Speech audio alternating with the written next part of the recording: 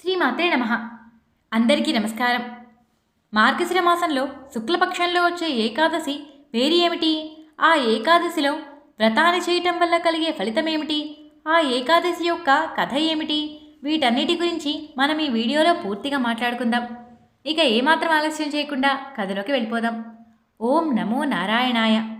మాసానాం మార్గశీర్షోహం అని ఆ జగన్నాథుని యొక్క దివ్యవాక్కు. ఆ మాసం పరంధాముని యొక్క ప్రతిరూపం. ఒకసారి శ్రీకృష్ణ పరమాత్ముణ్ణి ధర్మరాజు అడిగారు, ఓ స్వామి, మార్గశిర మాసంలో శుక్లపక్షంలో వచ్చే ఏకాదశి పేరు ఏమిటి? ఆ ఏకాదశి వ్రతముని ఎలా ఆచరించాలి? ఆ ఏకాదశి రోజున ఏ దేవతని ఆరాధించాలి? వీటి గురించి వివరంగా చెప్పండి అని ప్రార్థించగా వసుదేవుడు సమాధానమిస్తున్నారు. ఓ ధర్మరాజా, చాలా చక్కని ప్రశ్న అడిగావు. నీ ప్రశ్నలాగే నీ మనస్సు కూడా ఎంతో పవిత్రమైనది.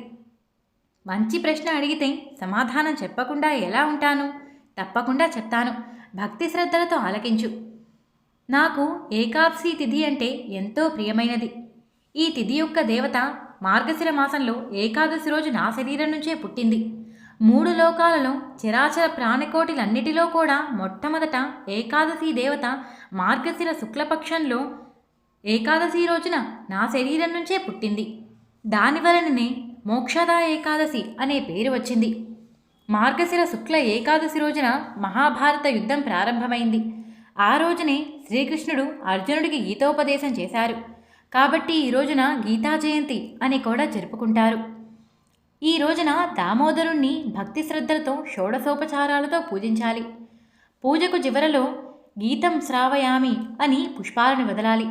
ఆ సమయంలో భగవంతుని మీద పాటలు పాడాలి. నృత్యం దర్శయామి అని పుష్పాలను వదలాలి.